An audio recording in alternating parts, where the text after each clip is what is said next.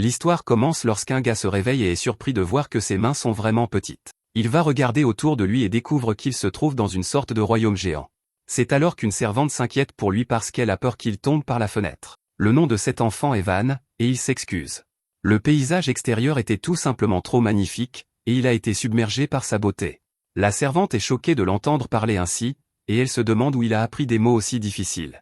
Elle fait remarquer qu'il n'a que 2 ans, ce qui surprend Van. Il est en réalité beaucoup plus âgé, alors il se demande ce qui se passe. Il a des souvenirs vagues d'avoir vécu dans cet endroit, alors il se demande si c'est cette chose qu'on appelle la réincarnation. Van se souvient que cette servante s'appelle Ti et que son nom est Van Fersio. Son père est Marquis, et ses frères aînés sont Mercia, Jar et Sesto. Ti est très impressionné par sa capacité à dire tout leur nom complet à son âge, mais Van veut juste savoir où il se trouve actuellement, alors que toute la famille prend le petit déjeuner. On voit que tout le monde est très tendu et sérieux. Van, quant à lui, n'a rien de commun avec ses frères, et les servantes le trouvent tout adorable. Il mange ses légumes comme un bon garçon, et les servantes le complimentent pour sa capacité à bien mâcher sa nourriture. Elles l'adorent absolument, alors Van a l'impression d'être un VIP dans une sorte de club hôtesse. Van met ensuite toutes les plaisanteries de côté pour examiner sa situation actuelle. Il semble qu'il ait été réincarné dans ce nouveau monde, mais ses souvenirs de son temps au Japon sont toujours intacts. C'est alors que nous voyons à quel point Marquis est sérieux lorsqu'il demande à Jar ce qu'il va étudier aujourd'hui. Jar répond immédiatement en disant qu'il va apprendre la magie du feu et les formations de bataille. Marquis pose la même question à Sesto, qui répond qu'il va étudier la magie. Marquis se tourne ensuite vers Van pour savoir ce qu'il va faire, mais sa réponse est un peu différente. Van explique qu'il y a beaucoup de choses qu'il ne connaît pas, alors il envisage de commencer par étudier la culture et l'histoire de leur nation. Cela choque instantanément tous ses frères, et Marquis ne peut s'empêcher de rire. Il pensait avoir gâté Van plus qu'il est le dernier enfant de sa défunte épouse, Mera, mais il est heureux de voir qu'à seulement 2 ans, Van est déjà un jeune homme bien. Marquis est très satisfait de sa croissance, et il est convaincu que Van possédera une puissante magie du feu comme Mera et lui-même. Marquis dit que l'avenir de la famille est entre de bonnes mains, et il attend avec impatience l'évaluation des aptitudes magiques de Van lorsqu'il aura 8 ans. Marquis devient alors très sérieux et déclare qu'il a de grands espoirs pour Van. Van réfléchit alors à l'importance apparemment cruciale de l'aptitude magique d'une personne dans ce monde. Leurs capacités offensives les rendent utiles pour protéger les gens, c'est pourquoi les nobles désirent l'une des 4 magies élémentaires. Ces 4 magies sont le feu, l'eau, le vent et la terre. Ceux qui ont une aptitude pour d'autres types de magie qui ne rentrent pas dans ces 4 catégories sont considérés comme une disgrâce. En ce qui concerne sa famille, Marquis et tous les frères de Van possèdent l'une des 4 magies élémentaires. Un peu plus tard, nous voyons que Van s'est vraiment intéressé à la culture de cette nation pendant ses études. Il regarde une carte et se demande si un port voisin est le seul d'où les navires peuvent naviguer. Ti répond que oui, car d'énormes monstres rôdent dans les profondeurs de l'océan, et les navires seraient attaqués s'ils partaient d'ailleurs. Van ne se lasse pas de ces nouvelles informations, alors il se demande quelle race existe dans ce monde. Ti commence à énumérer toutes les différentes sortes, comme les elfes et les nains, mais elle est interrompue par les autres servantes. Elles font remarquer que tout cela est trop compliqué pour un enfant de 2 ans, alors Ti s'excuse. Van lui dit que ce n'est pas un problème et qu'il l'a questionné parce qu'il veut apprendre tout ce qu'il peut. Il s'est intéressé à autre chose, alors il a demandé à Ti de lui enseigner les outils magiques. Ti commence par expliquer que les cristaux magiques, les pierres précieuses, ainsi que certaines roches et minerais peuvent tous stocker de la magie. Pour cette raison, les gens peuvent fabriquer des outils magiques liés à leur aptitude magique avec eux. Les servantes sont étonnées de voir Van absorber toutes ces informations alors qu'il n'a encore que 2 ans. C'est alors que leur petite leçon est interrompue par le majordome nommé Espada. Espada reconnaît que Van a actuellement 2 ans et qu'il apprend à lire et à faire des opérations arithmétiques de base. Mais cela ne suffit pas à Espada, qui veut découvrir exactement ce que Van sait vraiment. Van regarde ce type et pense qu'Espada est un majordome talentueux qui est apparemment au service de son père depuis de nombreuses années. Ce type semble assez fiable, mais Van ne peut s'empêcher de penser qu'il peut être vraiment effrayant parfois.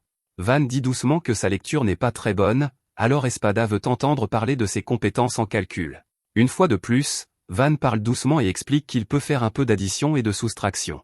Espada ne perd pas de temps et lui fait passer un test rapide. Il lève quelques doigts et demande à Van de lui dire combien de doigts il tient levés.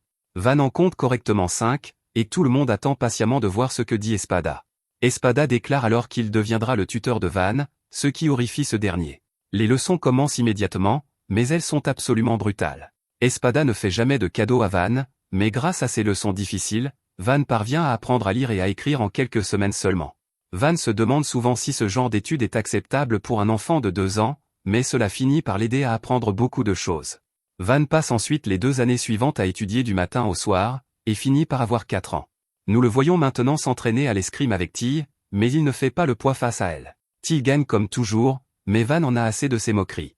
Les autres servantes la réprimandent, car elles font remarquer que Ty ne doit pas tenir à la vie pour oser ainsi se moquer de leur Van. Elles insistent pour que Van la punisse, mais Van dit qu'il n'est pas dérangé par la façon dont elle le traite. Les autres servantes refusent d'accepter cela, car normalement, être aussi impoli envers un noble serait un crime grave. Van reconnaît que c'est l'une de ses obligations en tant que noble, alors il se prépare à punir Ty pour son insolence. Ty crie de terreur en se préparant, mais Van se contente de lui donner une petite tape sur la tête. Les autres servantes le supplient d'en faire plus, mais Van déclare que l'affaire est réglée. Ty n'en revient pas qu'il l'ait épargné, et Van lui adresse simplement un sourire rassurant.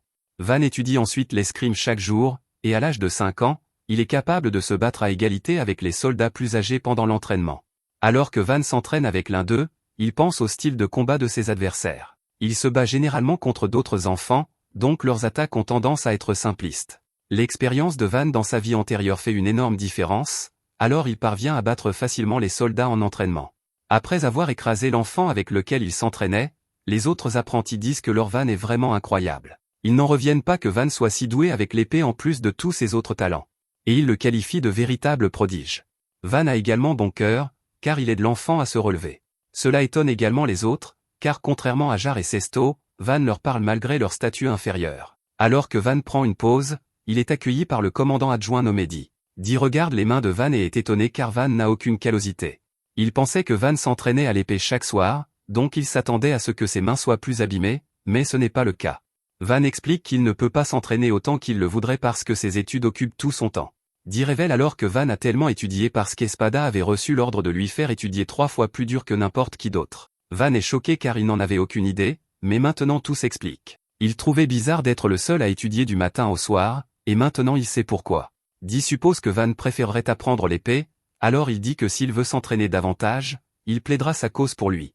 Il traite Espada de tête de feu et dit que cette tête de feu est trop attachée aux matières académiques. Dee ne veut pas cela pour Van, alors il déclare qu'il devrait plutôt emprunter la voie de l'épée. Il jure d'enseigner à Van tout ce qu'il sait pour qu'il devienne le plus grand épéiste de la nation. Ce type exagère dans tout ce qu'il dit, mais le regard dans ses yeux dit à Van qu'il est sérieux. Van le calme en expliquant que même s'il aime l'épée, il aime aussi étudier. Il n'y a que 24 heures dans une journée, mais Van promet de faire de son mieux pour faire les deux. Dee accepte sa décision et dit qu'au minimum, il supervisera personnellement les cours d'épée de Van. Van est intimidé par la détermination de ce type, alors il demande à Dee d'y aller doucement avec l'entraînement. Dee l'assure qu'il le fera, car il n'a pas oublié que Van n'est encore qu'un enfant.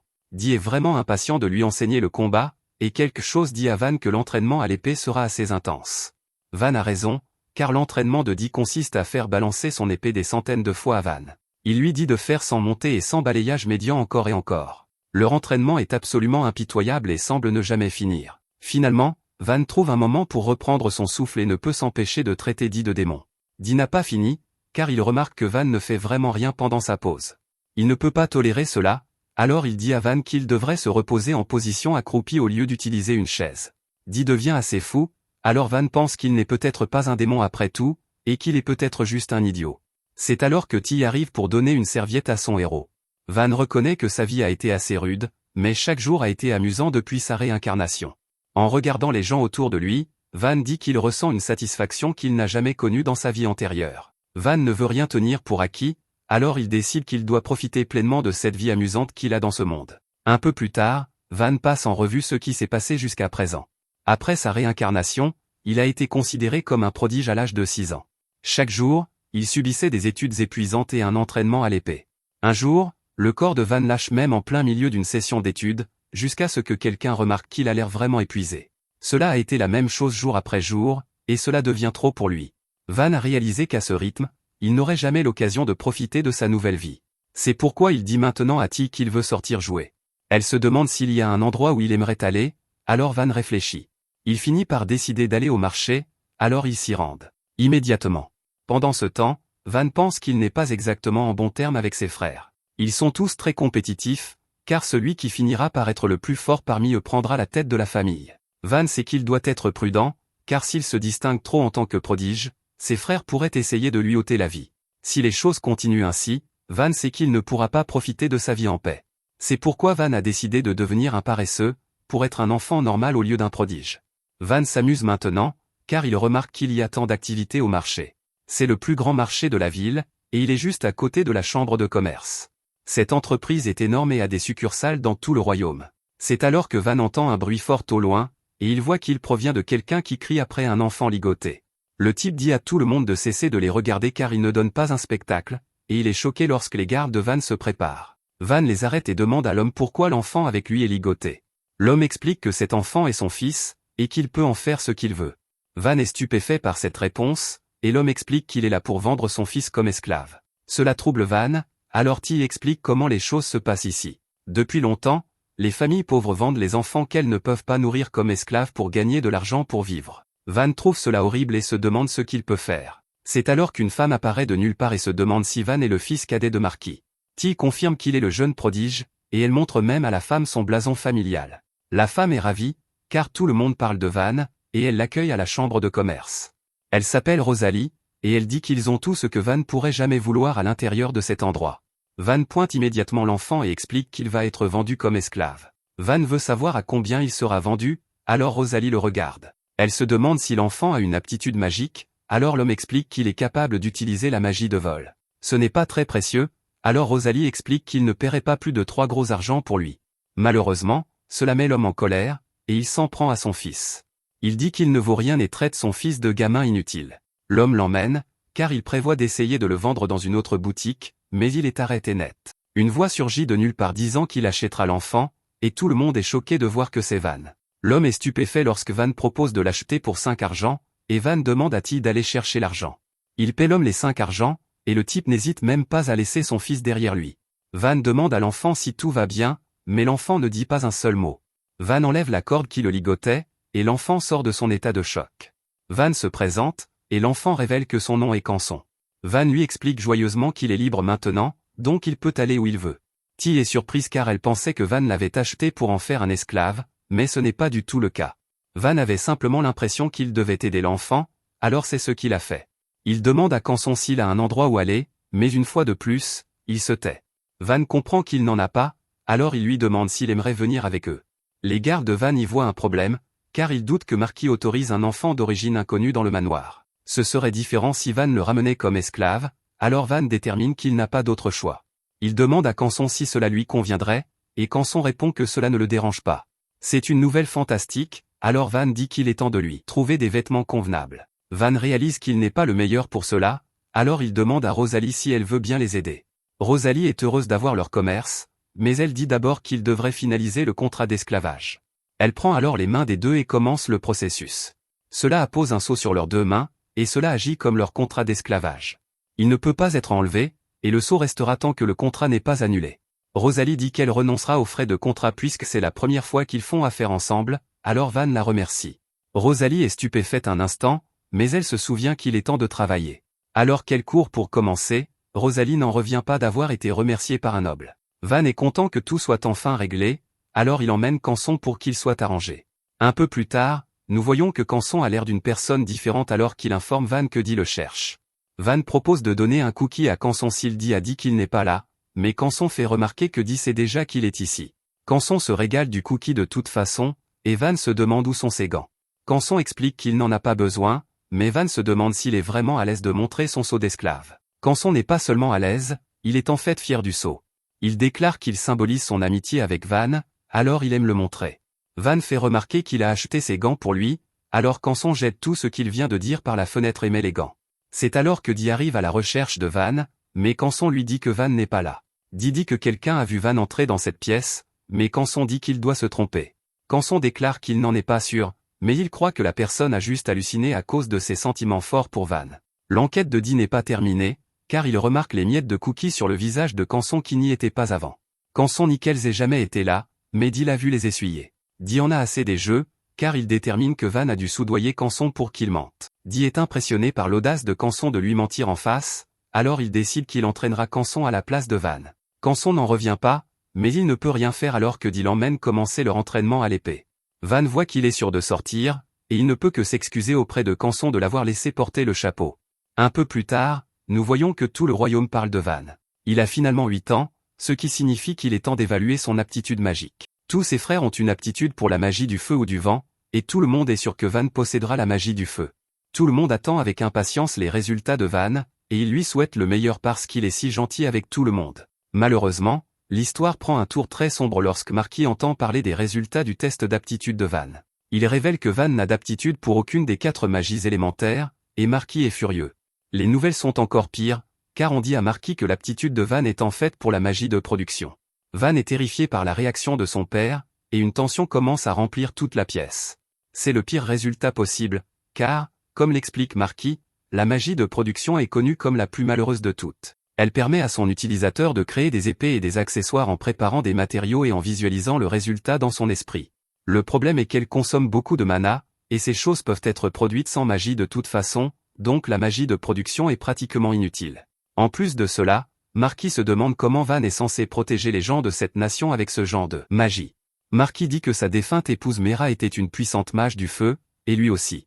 Leur pouvoir a été transmis à leurs autres fils, alors Marky ne peut que se demander comment lui et sa femme ont donné naissance à un mage de production inutile. Van est le dernier enfant que Mera lui a laissé avant sa mort, alors Marky est furieux.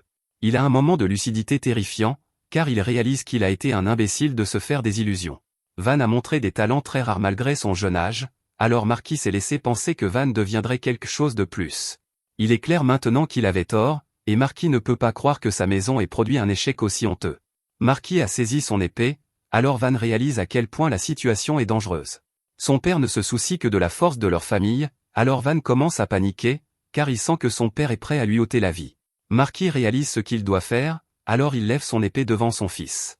Van ne peut qu'observer avec horreur, car il est complètement sans défense, et il essaie désespérément de trouver un moyen de s'en sortir. C'est alors que, avant que Marky ne puisse le frapper, Mercia intervient pour l'arrêter. Marky veut savoir ce que cela signifie, alors Mercia explique qu'il a une idée. Il y a un village éloigné qui reste sous-développé à cause de son emplacement, mais il fait toujours partie de leur domaine. Mercia a un plan pour cet endroit, alors il suggère de laisser la région à Van. Marky connaît ce village sans nom, mais il se demande pourquoi Mercia pense que c'est une bonne idée. Mercia commence son explication en disant que le village compte un peu plus de 100 habitants. Rien de spécial n'en sort jamais, mais les ressources magiques dans les montagnes voisines sont très puissantes. Ce village fait partie du territoire que Marky a acquis lors de sa promotion, mais il se situe entre 2 pays en guerre l'un contre l'autre. Ce territoire a des problèmes de loyauté, alors il bénéficierait grandement d'envoyer Van là-bas pour gagner la confiance. C'est incroyablement dangereux dans le village, car il est entouré par la guerre en cours, et il est constamment attaqué par des monstres. C'est aussi un endroit impossible à défendre, et c'est pratiquement un piège mortel. Marky allait de toute façon mettre fin à la vie de Van, alors Mercia pense qu'il pourrait au moins faire usage de Van en l'envoyant au village. Marky aime l'idée, alors il range son épée et déclare que Van deviendra le seigneur de ce village. Il dit à Mercia qu'il a fait du bon travail, car il a pu trouver une bonne utilisation pour l'inutile Van. Van est absolument choqué alors qu'ils partent, et Mercia s'excuse. Il ne pouvait pas supporter de voir quelque chose d'horrible arriver à Van, alors il a fait la proposition impulsive. Van est envoyé dans un endroit dangereux, alors Mercia dit qu'il est libre de le haïr s'il le veut. Van fait remarquer qu'il ne serait pas en vie actuellement sans Mercia, alors il lui est en fait très reconnaissant. Mercia promet de faire tout ce qu'il peut pour l'aider, alors les 2 frères se serrent la main. Le lendemain matin, Ty dit qu'elle se fiche des résultats d'un test stupide. Même sans magie, Van est toujours un noble sage et honorable à ses yeux. Elle est furieuse que Van soit envoyé dans un village éloigné, et elle trouve cela scandaleux. Van la remercie de s'inquiéter pour lui, mais il dit qu'en ce moment, il a hâte d'y aller. Un seigneur d'une ville rurale n'aura pas grand-chose à faire, alors Van a hâte d'avoir plus de temps libre. Si les choses se passent bien, Van croit qu'il pourra enfin vivre une vie amusante et décontractée.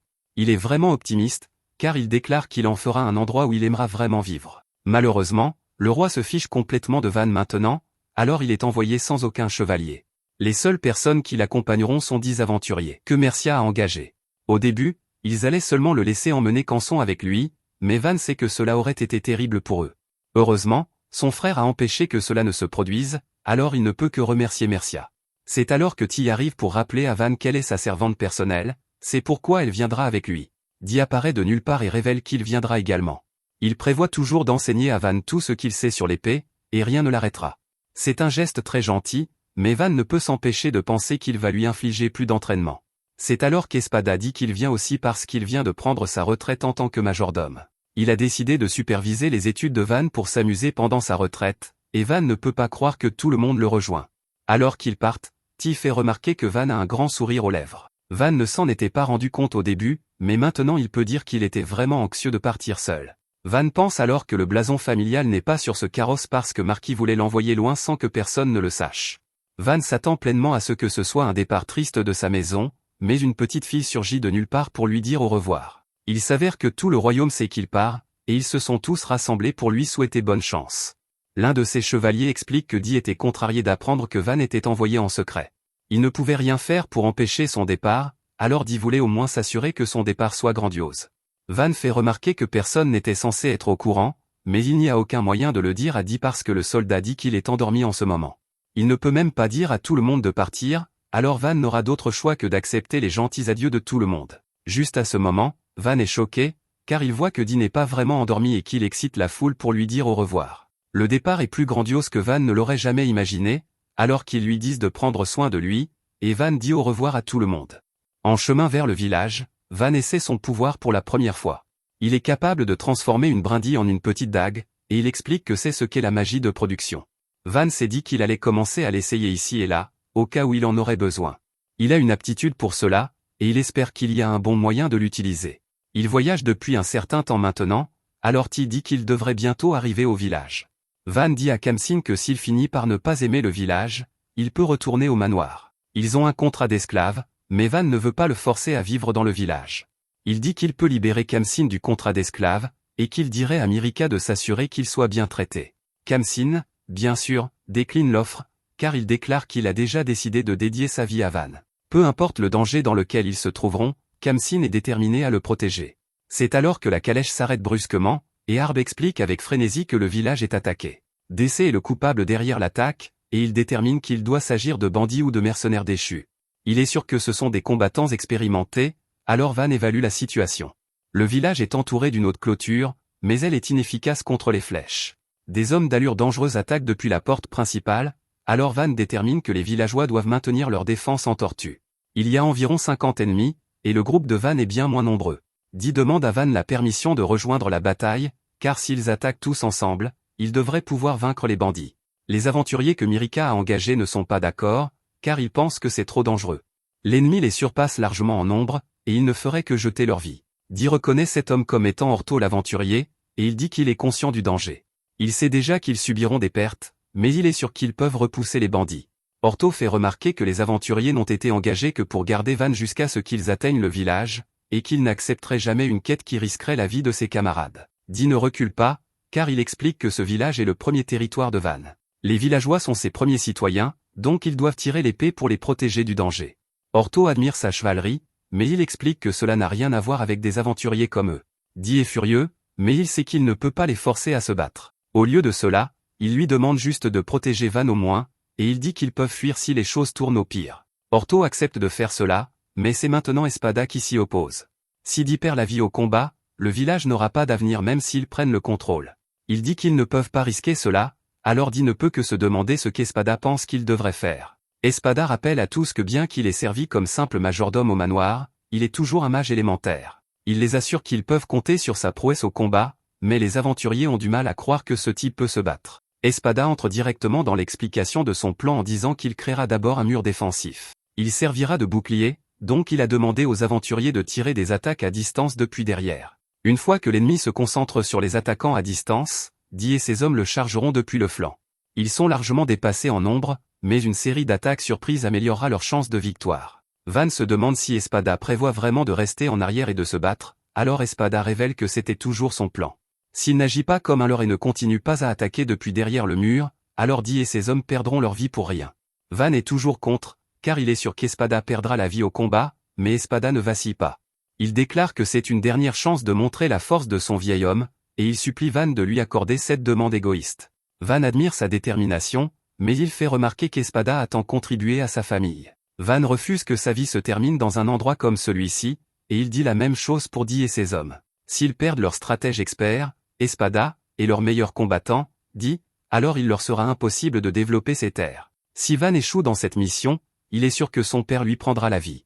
Van ne peut permettre que rien de tout cela n'arrive, alors il déclare que ce sera lui qui servira de leurre. Tout le monde est choqué par sa décision, et T refuse immédiatement.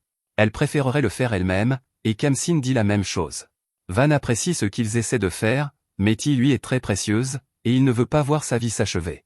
Il en va de même pour Khamsin, Surtout parce qu'il devrait être libre maintenant et profiter de sa vie.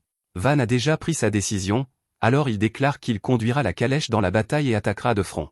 De cette façon, le reste de leur groupe pourra attaquer à distance sur les deux flancs. Dee essaie de l'arrêter une fois de plus, mais Van lui rappelle quelque chose. Il a fait de l'entraînement à l'épée avec lui tous les jours, donc il ne perdra pas facilement la vie. Van dit que même s'il devait perdre la vie ici, il ne peut penser à une meilleure fin pour un seigneur que de sacrifier sa vie pour son peuple. Le discours de Van est incroyablement inspirant, et Ortho a été complètement choqué par la détermination de Van.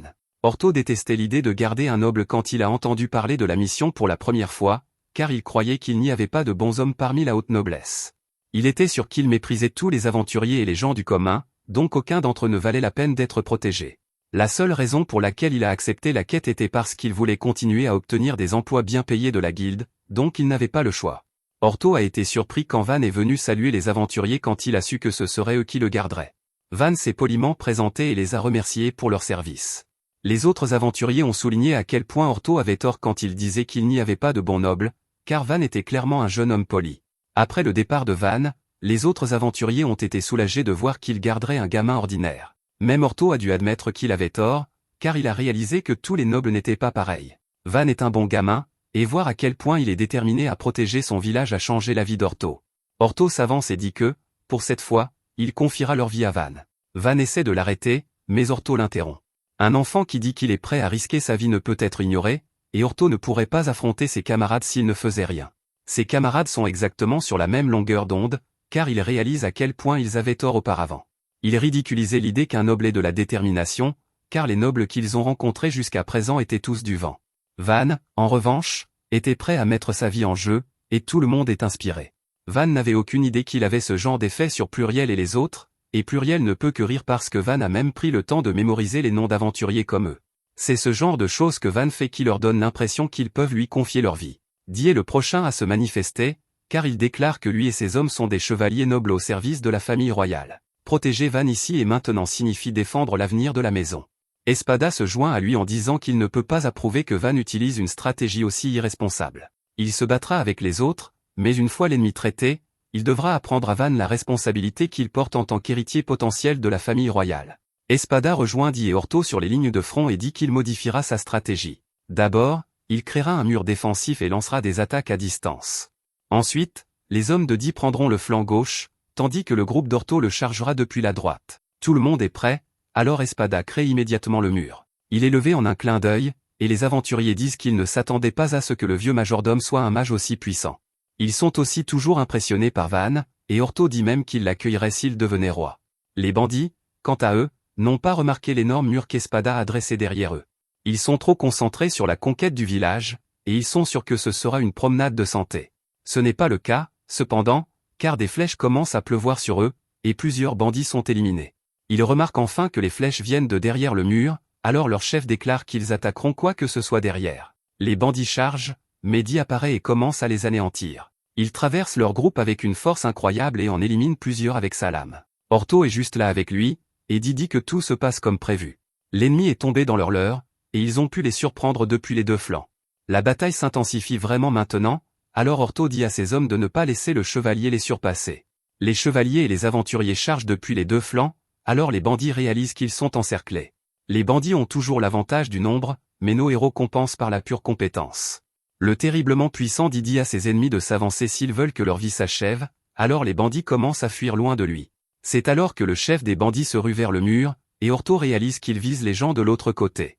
Ortho appelle désespérément quelqu'un pour l'arrêter, mais il est trop tard. Le chef des bandits a dépassé le mur, où il trouve une Pluriel sans défense. Il se prépare à mettre fin à sa vie, mais Van parvient à attirer son attention. Van manœuvre jusqu'à derrière le type, et l'abat avec sa lame. Khamsin suit ensuite l'attaque de Van et met fin à la vie du chef des bandits. La bataille n'est pas encore terminée, cependant, car Van dit qu'il y a de bonnes chances que l'ennemi se concentre sur leur position. Il dit à tous de faire attention à ce qui est devant eux, et Pluriel ne peut que se demander comment Van peut être si calme. La bataille se termine un peu plus tard, et Ortho fait le point sur la situation. L'ennemi a subi d'énormes pertes, tandis que Van et son groupe n'ont subi aucune perte. C'est le meilleur résultat possible, et c'est une victoire totale. Une fois qu'Ortho aura reçu le paiement, leur quête sera terminée et ils pourront partir. Cependant, Ortho dit qu'il est devenu curieux du potentiel de Van. Il sait qu'il n'y aura pas beaucoup d'argent là-dedans, mais il se demande ce que son groupe pense de rester dans ce village pendant un certain temps. Certains aventuriers préfèrent partir en quête, donc ils partent, mais Orto et ses hommes restent. Pluriel est particulièrement intéressé à rester car Van lui a sauvé la vie, et elle veut le lui rendre. Les autres ont été très impressionnés par la manière dont Van s'est comporté sur le champ de bataille, et ils n'arrivent pas à croire qu'il n'a que 10 ans. Il est aussi beaucoup plus gentil que n'importe quel autre noble qu'ils aient jamais rencontré, donc ils ont tous hâte de voir ce que ce village deviendra sous la direction de Van.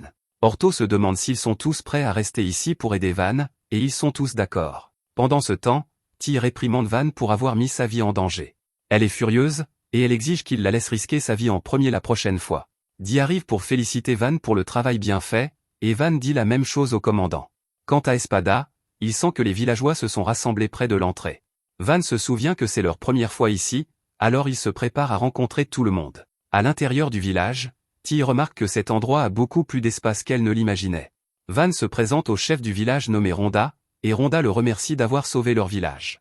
Malheureusement, ces attaques se sont produites auparavant, et ils ont été attaqués plusieurs fois rien que cette année. Van ne peut que se demander pourquoi ce village est ciblé, alors Ronda explique leur passé.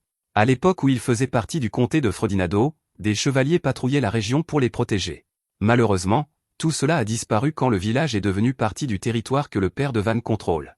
Van ne peut que s'excuser auprès d'eux, car il explique que son père n'a pas encore été informé de la situation des petits villages. Ronda est terrifié par cette déclaration, car cela donne l'impression que les petits villages ne valent pas la peine d'être protégés. Ils ne paient pratiquement rien en taxes, alors il craint que ce soit la raison pour laquelle le roi ne se soucie pas d'eux. Van essaie de les calmer en disant que se plaindre de l'état du royaume ne servira à rien, mais cela ne fait qu'empirer les choses. Les villageois ne veulent pas entendre ce genre de discours d'un noble, car il ne peut pas comprendre à quel point les choses sont dures pour eux. Van essaie de les calmer à nouveau en expliquant que sa principale préoccupation est l'avenir de ce village. Il admet que les nobles ont leurs défauts, et ils sont à blâmer pour avoir adopté des lois qui ne profitent pas aux petits villages. Malheureusement, ils ne peuvent rien y faire pour le moment, alors Van dit qu'il devrait se concentrer à réfléchir à des moyens de protéger le village. Van y a déjà réfléchi, et il a trouvé 3 mesures qu'ils peuvent prendre. D'abord, Van dit qu'ils doivent produire quelque chose de si précieux que le royaume ne peut ignorer ce village. Ensuite, ils doivent gagner régulièrement assez d'argent pour engager des mercenaires. Enfin, ils doivent améliorer et développer le village eux-mêmes. Les villageois disent qu'ils ont eu des idées comme celle-là avant, mais c'est toujours plus facile à dire qu'à faire. Van reconnaît que cela a dû être difficile auparavant, mais il déclare que les choses seront différentes maintenant parce que leur nouveau seigneur est arrivé. Ce village est tout ce qu'il importe maintenant, alors il fera tout ce qu'il peut pour le défendre et le développer. Ces paroles inspirantes n'ont aucun effet sur les villageois, alors Van peut dire qu'ils ne lui font pas encore confiance. C'est alors qu'Espada se présente et explique qu'il a servi le roi en tant que majordome en chef pendant de nombreuses années. Il se porte garant de Van en expliquant qu'on lui a confié des terres à l'âge de 8 ans après avoir été considéré comme un prodige. Ty se présente ensuite en disant qu'il est le commandant adjoint des chevaliers du roi, et il se porte également garant de Van. Les villageois sont sous le choc, car le majordome en chef du roi et le commandant adjoint sont venus dans leur village. Ce sont clairement des personnes très importantes, alors ils ne peuvent que se demander ce qu'ils font ici. Ronda se demande si le fait que Van soit un prodige signifie qu'il peut utiliser la magie élémentaire, alors Van révèle qu'il le peut. Il dit que c'est seulement de la magie de production, donc il ne devrait pas trop en attendre de lui au combat. Il est clair que les villageois sont déçus d'entendre cela, mais Van dit qu'il n'a simplement pas encore compris ses pouvoirs. C'est alors qu'un des villageois soulève le problème des taxes.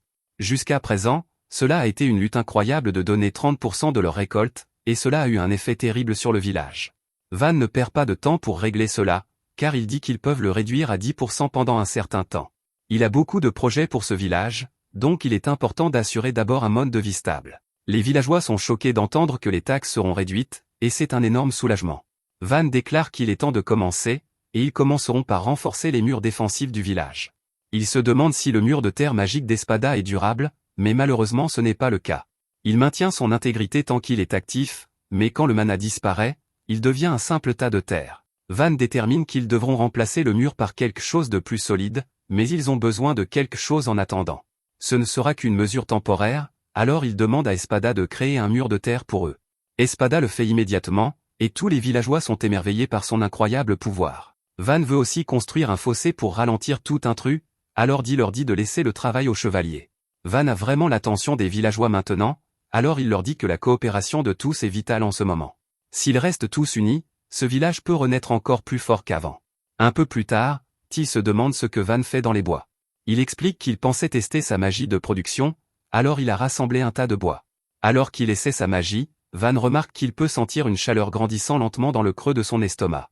Van se rappelle le processus d'utilisation de la magie de production en se rappelant de se concentrer sur le contrôle de son mana.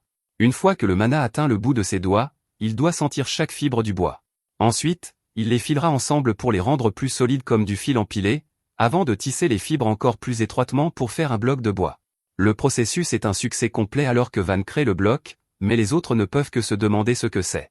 Van explique que c'est un bloc de fibres, et il le compare à la manière dont le microfibre est fabriqué. Malheureusement, le microfibre n'existe que dans son ancien monde, alors les autres n'ont aucune idée de ce dont il parle.